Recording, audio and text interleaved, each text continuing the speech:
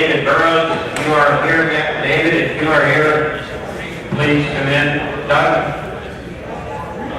We are very honored to have 46 L88s representing 67, 68, and 69 production.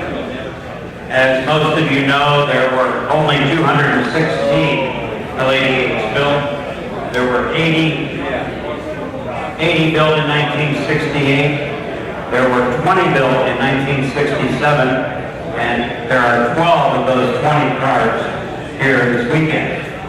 And we have 24 1969 L88s here. All of the cars in this exhibit are documented, factory-built L88s, and we are fortunate to have a couple of the race drivers with us.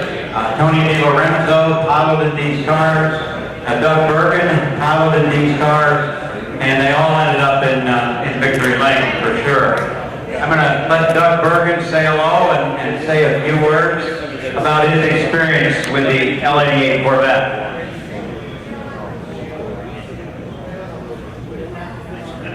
Thank you very much.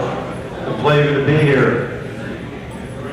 10 years ago, we had a good time, and the driver, one of my best drivers in the car, Bob Johnson, was with us when we were at Pleasant Run, 2008. We had a great time at that L88 invasion, and here we are again. The number 12 car over here is owned by Kevin McKay, restored by Kevin McKay, Corvette Repair, was the first factory L88 that I received. And we were very fortunate. We took it to Watkins Glen for the 6-hour manufacturer's championship. It was an FIA sponsored race. It was my first experience and a learning experience. I had not only Marietta Bob Johnson, but Columbus Bob. Columbus Bob Johnson was probably well known, best known for driving for Carroll Shelby. And we were just friends. That's the reason he said he would drive with us, for me. We were very fortunate in this race in that we finished 11th overall, first in class, which was GT 2000 plus, in other words, over 2 liter. And it was a great learning experience. I'll tell you a cute one about it. Oldest son that showed up, I had all the nomination papers and sent them to me by Corvette. And oldest son that I realized that it had to go across the block. And if you look up the specifications, you'll see what it was. The block in size, I won't go into the meters, but it was about yard by yard, 36 by 36 by 4 inches high. This was listed in the 70s. And it had to go across the block. But the suspension on these cars, which was provided by Chevrolet and Corvette, the car was so low that we didn't really go. And the Alpha guys just took their car across. They grabbed my son, who was about that height, put him in because the driver had to be in the car. So they put my son in the car, who was about just 12 years old, put a helmet on his lap. They grabbed the fenders, 4 fenders, and took it across the block. And they came over and broke it in and said, "Don't worry, we take your car." So they threw my son in the front seat, and they grabbed the whole of the car and took it across the block. It was just a little learning experience. I was fortunate then to receive my second factory L88, and I had both Bob Johnson driving and another third driver, which was midnight. That car was completely prepared with all Corvette parts, which at that time came from the factory. The car was completely taken apart, had a large fuel cell, and unfortunately, at the 24 hours of Daytona, at the end of 20 hours, we were 8th overall, first in class, and the engine came out. We made up for the Sebring that year. The 68 car better. The track was 5.2 miles long at that point. We at that point were very fortunate. We ended up 11th overall, lowest scoring, 20 given potential overall, first in class, we were second in class. We did receive a nice trophy, and we had a great celebration at our pits that went on about 4 o'clock in the morning today. But incidentally, they had Kevin found, I had another race car, which was run at L88. It was the 66 Coupe, number 8.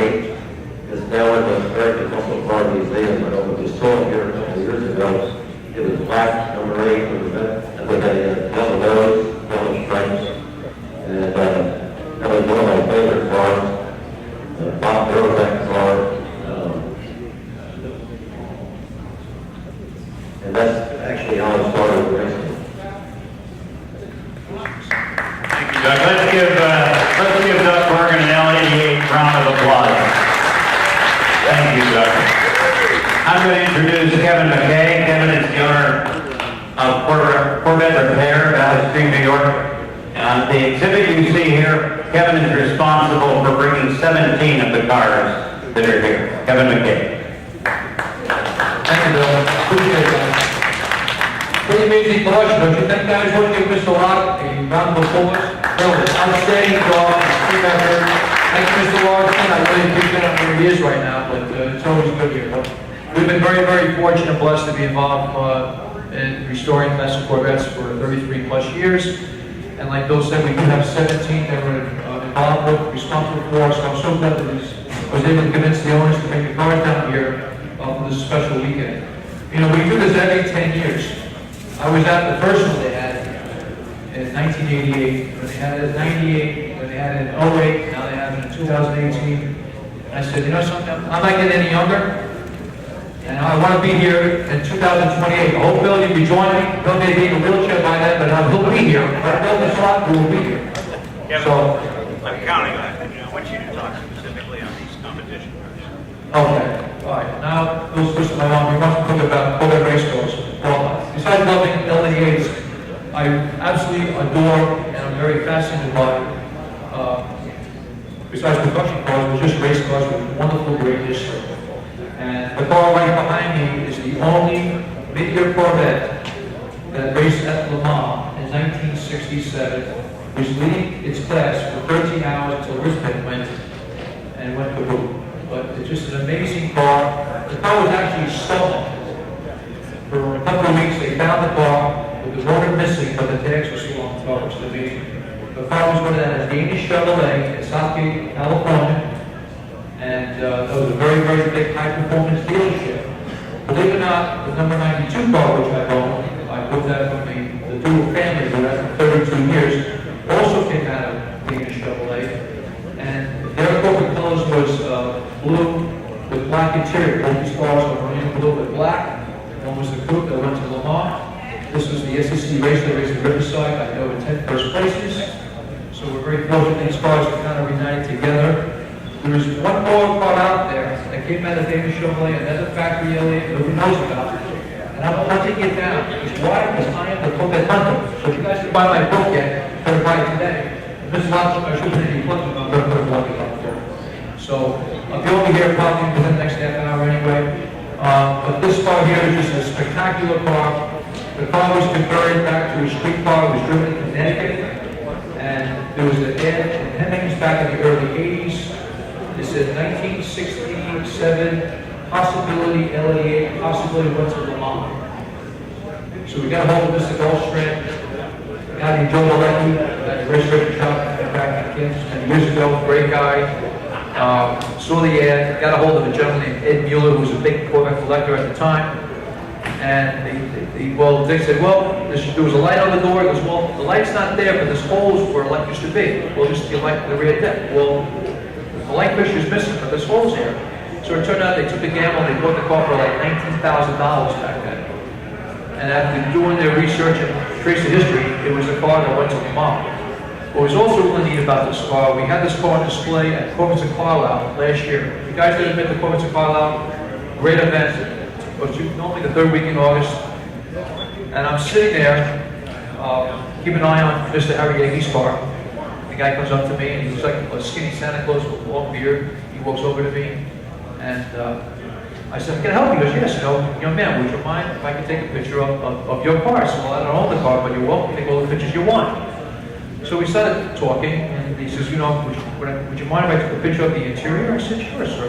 Come over the road. If you want, you sit in the car. The guy starts crying. I said, what are you crying for? I said, did you get hurt? He says, no. He goes, oh, I forgot to tell you, I used to own this car back in 1972. I said, wait, you owned this car in 1972? He goes, yeah. I sold this car to a guy named Joe Malecki back in 1980. Matter of fact, I sold the car, what do you think I sold it for? Because yeah, I think I sold to Joe, it was like $19,000. I bought my first house with it. I said, delivery. I said, son of a gun. As a matter of fact, I said, what's your name? Oh, my name is George. I said, George, look, we're having a private party tonight. Would you like to drive the car to the party? It's about maybe a quarter mile away. Now he's bawling. Now he's crying. I do believe it. But now he's my new best friend. So I bring him into the party. He brings the car in there. He couldn't get out of the car. Very emotional. The following day later, I see him again. Now he's hugging me. He's kissing me. He goes, by the way, I got something for you. So what do you got for me? He goes, well, here's a picture when I first got the car back in 1973. And by the way, here's a copy of the original invoice for the car. And right on it says, L88 went to Le Mans. I mean, it was just unbelievable. And Harry, Mr. Yates, didn't have this document. That's why I like going to these shows, because you never know who you're going to meet. It's very exciting. So like I said, Mr. Berge is here today. Mr. Tony Lorenzo is here today, reunited with their cars. It's amazing how fast these guys are today than we were, 50 years ago. Really amazing. But Mr. Bergen was another great guy. Very fortunate to found his 68 L88 car. He used to own a 69 L88 car, ugly color combination, black with saddle material. I know it's ugly guys, but the car has been found. Only bother looking for it, because I know where it is. I used to own it. And Rock, you can take over. Thank you, Kevin. David, you join us, please. I know a number of you have been coming to Bloomington Gold a long time. The man that, one of the co-founders of Bloomington Gold that started the certification program, is responsible for survivor benchmark special collection, David Burrows. David, please come join me. David was instrumental in the purchase and the restoration of the number 8967 L88. The car finished second at Daytona, and I'd like Dave to tell a little bit about the car. Thank you, Bill. As Bill implied, the white convertible right behind the red one that you can't see from that side was raced at Daytona in 1970. But the real story was how it got to Daytona. In 1967, Cliff Godwin, Park City, Kansas, August 67, which was the last, believe it or not, the last C2 to actually leave the Corvette plant. That's the last C2 Corvette ever leave St. Louis Corvette plant. Because Cliff was busy racing somewhere else and couldn't get to the plant to pick it up. So he got in trouble with the accounting office and everybody else at Chevrolet was yelling at him because he didn't come pick his car. That's how the story begins. And it goes on and on and on and on from there. The interesting thing about this is the L88 engine was taken out immediately in 1967 when they got home with it. And they put a small block in it so Cliff could learn how to drive a race car. The L88 engine sat in the corner of Cliff's shop from 1967 until 1970. And at that point, Cliff decided to go racing, develop his skills, and then began racing big time. So he thought he'd go to Daytona and run the 24-hour Daytona in 1970, which he did. There's only one small problem after working 4 nights, almost all night long to get the car finally prepared for Daytona. He lent his trailer to somebody, whoever somebody was that had his trailer directed. So now there's no way to get the L88 to Daytona. So what do you do if you don't have a trailer to take your L88 to Wichita, Kansas to Daytona? How do you get there? Get your buddy to drive it. So they drove 2,600 cars. I can't remember what the exact mileage was, but it's a long damn way from Wichita, Kansas to Daytona. It took them 2 days. Camaro filled with tires and gas tanks, all kinds of tools and so forth. So they drove that thing from Wichita, Kansas to Daytona, got there late. As a matter of fact, they got a Goodyear tire sponsorship, tire sponsors withdrew because they never showed up. Along about late in the day before they were supposed to be there, they decided they would go do some testing on the track. So they really took the car out and ran it, and actually ran it faster than Cliff wanted to. And he screwed up the transmission. They froze the first gear in the shaft. That meant now the car's grounded, it won't run. So they spent all night taking the transmission out of Smokey Unit's garage in Daytona. Had parts flown from Chevrolet down to Daytona, which took a nap. Obviously, got that done, but it got done. They worked all night, got the transmission fixed, just in time to get the car on the track at Daytona, and the practice lap was the first lap of the Daytona 24-hour race. They were voted in the drivers' meeting to be the car and the drivers most likely to drop out within the first hour. So this was the only C2 Corvette in the 1970 race. I think Walt Thurton's or somewhere probably can verify that. Everything else was brand new cars, 68s, 69s, 70s, and so on. Basically the story comes after running 24 hours, the very last hour of the race, comes around turn number 4, great big trail of smoke comes out the back. So he comes into the pits, trying to figure out what the problem is. Jack Lashley opened the hood, looked in, oil pressure line broken. He crimped with some pliers, took the dipstick out. There's no oil in the dipstick. And you have an hour to go in a 24-hour race. You're number 2 to finish. What do? You go back out on the track. You can't get any more oil. As the pit steward said, you got too much last time, you can't get any more. So they had to make a decision that fast. They go back out on the track and risk blowing the engine up. As we blow the engine up, we can't get back to Wichita. That's how we got here. So what do? Cliff made a split-second decision, put the car down, let me go. Closed the lid, Cliff took off, ran the last hour with no oil showing on the dipstick. The guy knew how deep the pan was. He felt the centrifugal force would throw the oil to the outside of the pickup was. He said, I think I can make it. So an hour later, Cliff got to finish second in class. Not just finished, second in class. After being good, the car most likely to drop out first. That's not really good. That's the L88 Delivery. Thank you. Every car in this room is very special. I just want to highlight a couple things about the 67s that are here. The yellow car is the most recent transaction sale. That car was sold privately at the last Mecum auction. The silver car, the convertible beside it, the silver coupe behind it are longtime owner cars. The black car in the corner was the DiLorenzo race car. Mr. DiLorenzo's father was vice president, corporate vice president for General Motors, and Tony DiLorenzo campaigned that car very successfully on the circuit. I'd like to turn your attention to the red car. Davis, if you could come and join me for a moment. This car is a very high mileage car. It has 12 miles on the car since it was new. The window sticker that was put on the car in 1967 is still in place, and Davis Nelson is the proud owner, and he's going to tell us briefly a little bit about this car. Well, first off, I'm really not worthy to talk about this car. David Burrows, where's David? He discovered the car, put it back together. As the story goes, the car was delivered at the rail yard in Seattle, never went to the dealer, was never dealer prepped, which is why the door is still doesn't close properly, it's not adjusted. I was fortunate enough to get this car. I acquired it from Roger Jutsky, who owns this white one here in the next aisle over, but that was only after being unsuccessful underbidder on the DiLorenzo car. So I'm delighted to have it, but I will tell you, a 12-mile car is a wonderful thing, but it's an awful thing. So I put about, since I owned it, which is about 7 or 8 years, I might have put 100 feet on it forward and quite a bit more distance in reverse. But we're maintaining that 12-mile odometer reading because I don't want to be the guy that has a 13-mile L88 Corvette. So, thank you, Dave. Thank you, Davis. Be sure and take a look at the red car. Now we're going to go visit with Erwin Freud.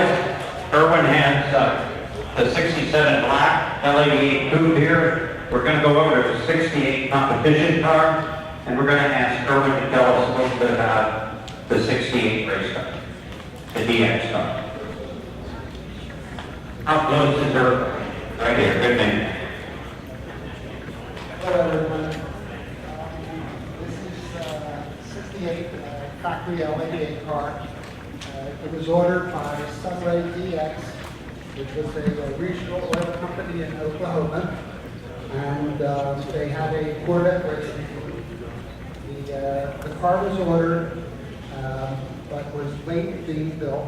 It was not ready for Daytona at the time.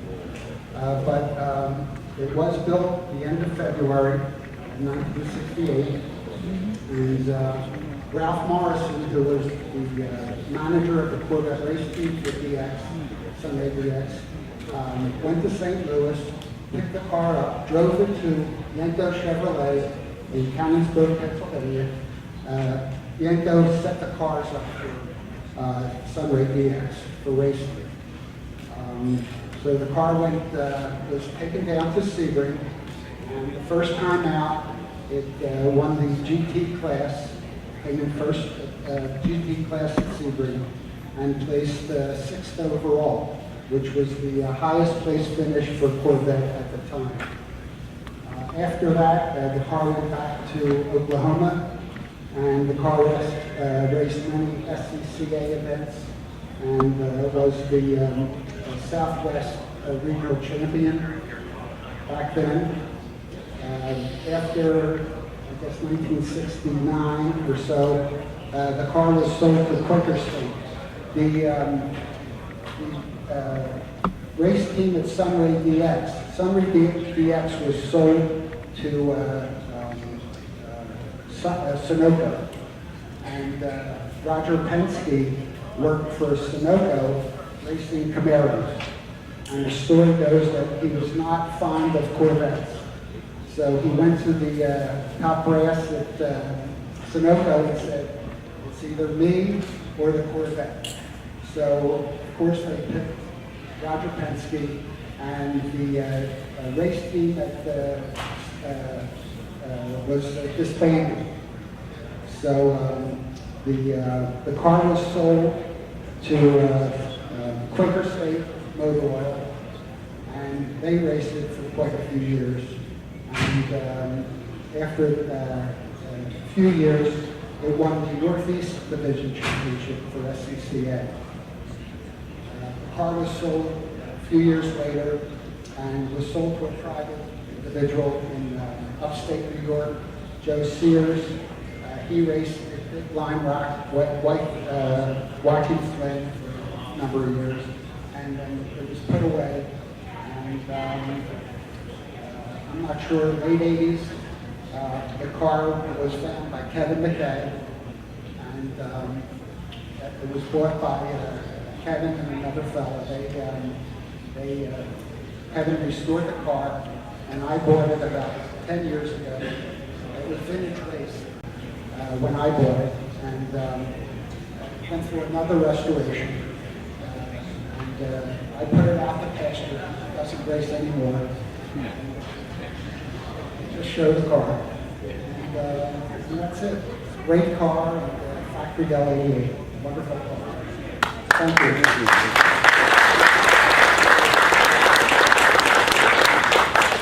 Bill?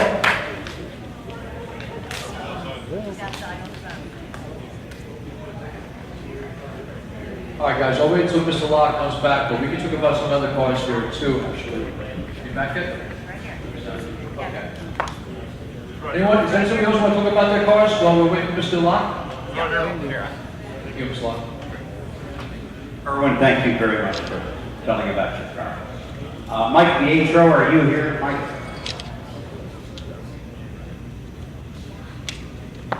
Don DeReed, we're going to come down here and talk to Don, and he's got the original owner of this L88, which is a fantastic story of this 1969 L88 competition car. Don? Thanks, Bill. We were thrilled to get this car several years ago, and as we were doing the homework, Erwin Croy they were very helpful in getting us a lot of information about it. We found out that it had a great drag racing history, and that the original owner was the guy that drag raced it. His family had a small Chevrolet dealership in northern Kansas, and we got to know each other. The first trip out to see him, said hello, talk about the car. I said, what a wonderful car. The engine's right, alternator's right, transmission's right. I said, everything's right, but the rear end, the numbers don't match. He just looked at it and said, well, I know. It's in my garage. I'll get it for you. So it's the kind of guy he is, and we've got to know each other over time. So we showed the car as a factory car through a dump off at NCRS, which was fun in Bloomington, Chicago, and then we said, you know, the car needs to look like it did once upon a time. All of us are old drag racers, I think, whether we went light to light or went down a quarter mile. So I called him up and I said, you know, we're going to put it back together as a race car. And that kind of got him excited because he's clearly got a big foot. And he says, I might have some parts that will help. Well, you get a chance to look at this car. These are the original slicks, the original Firestone 500 front tire, the original Hirsch shifter, the original cool can of the fuel line under the hood, and a couple of suspension parts. And he had them all in his garage still since 1970 something. And so we're still together, we put it together. And for those of you that like L88s have been around them at all, and they have side pipes from Chevrolet, the sound is really cool. And if you want to enjoy the noise sometimes, put these unbaffled pipes on that all the race cars have. There's just a different sound. We've only had it done about a month or so. And I've just really been digging it. We'll take a second and introduce Jim Melton. Jim is the original owner and was a drag race guy and had the record twice, once in 1971 and once in 1972 at AHRA. Jim, say hello. Hello, I'm really glad that this car ended up in Don's carriage. It's really taken care of. It's just an honor to get to see it again. Thanks, Jim. Thanks, Bill. It's a great car. We're going to have some fun with it. If you're here at 1:30 or so tomorrow and all these race cars fire up, you're going to enjoy the afternoon. Thank you, Don.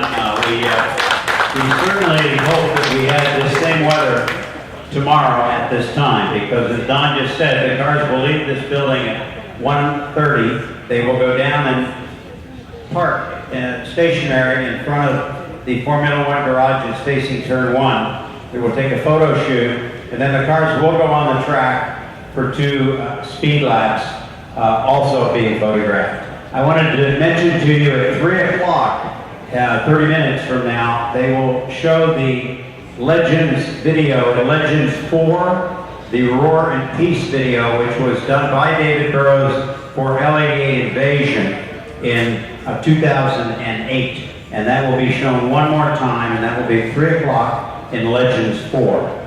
Mike, I wanted you to say a couple words. Mike Pietro is Corvette Mike out of California, location on the East Coast as well. Mike has the 67 silver car and also the yellow 67. If you could tell us briefly about those 2 cars.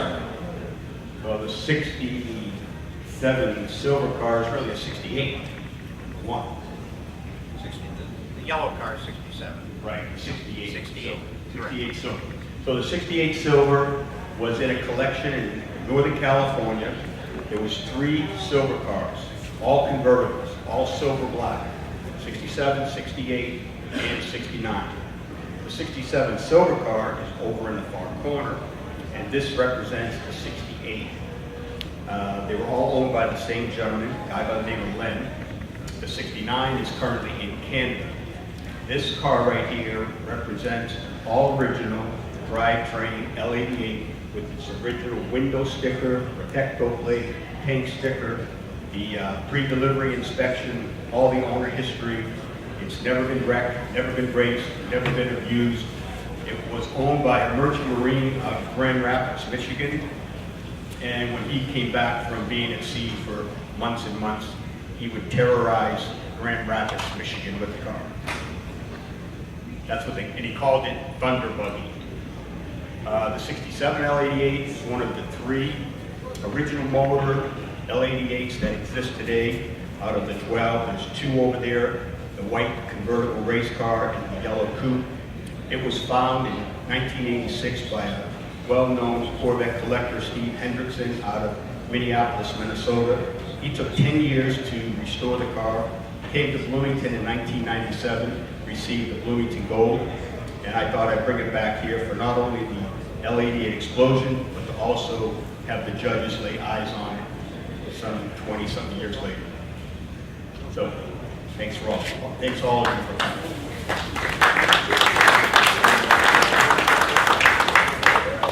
Thank you, Mike.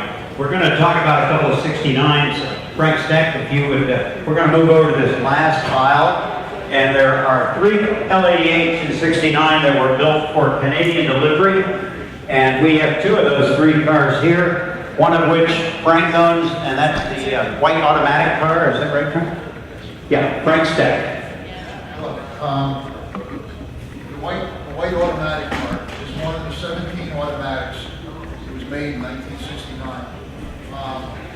One thing about an automatic car, it's very streamlined. You have a large radiator like you have the L36 and the L68 cars, as well as a fan shroud, unlike the 4-speed L88s. The car doesn't overheat, and you can run the car all day. That car was originally owned by a 16 or 17-year-old kid. And after a year, same story I'm going to give on my red one. After a year, he had to sell the car. An older gentleman that owned senior citizens homes in Canada owned that car and drove it. He drove it in the summer months frequently. The car has 60-some thousand miles on it. It's got an original drivetrain in it, original tank sticker, Canadian documents. And after he sold it in 1980, it's basically been owned by collectors. A friend of mine owned the car in 1990. He owned my red one and the white one. And he didn't need 2 of them, so he sold me the white one. And I've owned it for 28 years. It's been a pleasure to own. The car's never given me a minute's problem.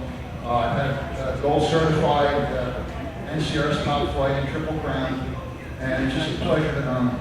Now my red, in 1996, my friends moved into California. So the car was going to go to California, or it was going to go to my house. And he wanted to come to my house, and so did I. So I purchased this off of him. It was owned by a 16-year-old kid in North Carolina. He lost his license with the car. And then went to an accountant. The accountant bought the car for his wife, who liked red Corvettes. Well, naturally, these cars overheat all the time. So after overheating a couple times, it got parked in the garage and sat there until 1977. In 1977, a couple collectors bought the car, and it's basically been in collections ever since. I've owned it since 1996, and that's a fun car to own too. It's a red on red side by car, red interior, and original drivetrain, just like my white car. So, okay, thank you. Thank you, Frank.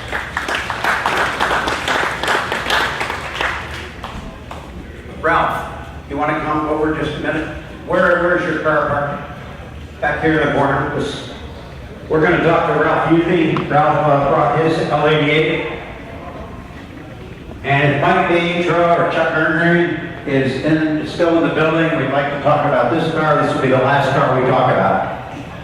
Ralph, I'd like you to tell me a little bit about your silver L88. A little bit of the history. Okay, thank you. This car, I'm the original owner of this car, and I am also the only owner that's ever had it. This car I ordered, I was 23 years old, and I was a young engineer at General Motors. I knew all about the L88, and I also knew that there was going to be an updated engine available late in the 69 model year that had open chamber cylinder heads. So at the time, my brother here, Floyd, he was the resident engineer at the St. Louis assembly plant. And I said, Floyd, let me know when the new engines arrive at the plant and we'll push the order through. So that's what we did, ordered this car. I made arrangements with Floyd to pick up the car at the St. Louis assembly plant and driving back to Detroit where I was working for General Motors. And it's been with me ever since. So it's a beautiful car, and it's original paint, original parts, and it's a real treat. It's got 7,600 miles on it, and I love it. So thank you very much. Thanks, Ralph. How about that?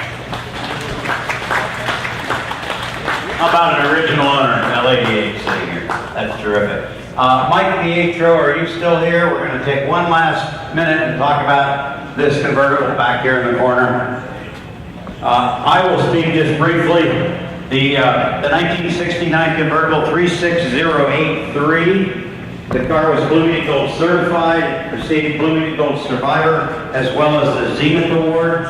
This Corvette, as far as we know, is the last production L88 convertible. You can't guarantee that because we don't have the GM records, but nobody has come forward and said, well, I own a car that is later than 36083.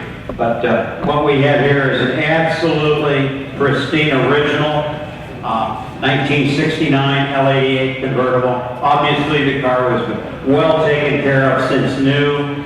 Mike Pietro purchased this car with a group of 8 other cars. Oh, Mike, you're here. Tell the story on this car, please. Another car story. Somebody wrote a book. Who wrote a book about that? Kevin wrote a book, but Yeah. I got all the stories. This car was in a collection in North Carolina until about 3 weeks ago when I got an email. There were a couple other dealers that got the same email. I acted very quickly, flew to North Carolina. In the collection were all red Corvettes, except one was silver. There was 8 of them. They were all benchmark, Survivor, Zenith Award, and 4- and 5-star bow-tie cars. This represented the 69 L88. So we had everything from 58, 62, 64, 65, 66, 68, 69, and 70. I made a phone call to a friend who used to own one of the cars. And I told him, I'm going to get probably this car back that you used to own. He goes, well, I'm very interested in that car. I want to get it back. I said, well, let me make my deal. Don't go messing it up and start calling people. Keep it quiet, and I will sell you that car. So I called him up after I made the deal, and he bought 7 of the 8 cars. And he wanted to buy this one, but I said no. This car's going to Bill Block for the special collection, and my good friend Chuck Ungarine stepped up and said, I've got the first L88 convertible, I want the last. He paid me $10 million for this car. No, not really. Anyways, Tom Marcucci, I know he's here somewhere because everybody knows him. This has got a really big mouth. And Tom used to own this car. He loved this car. And the original motor for this car is nestled in a big collection of 200 cars in California. And we're trying to make the motor back with the car or the car with the motor. Tom was unsuccessful in doing that. Correct. And I've taken on the quest to put them together. Anything else, Bill? I think we're fine. Thank you, Mike. Thank you very much. I want to just take a minute to thank all the owners for bringing these cars. It's a lot of trouble, a lot of expense, and it's really special to have this many L88s together, especially with the cars like Mr. the story that Ralph has for your car, and the cars that are here. Enjoy the L88 Explosion, and if you're in the area tomorrow at 2:30, they're going to make a couple of laps around the track, and that should be exciting. Thank you very much.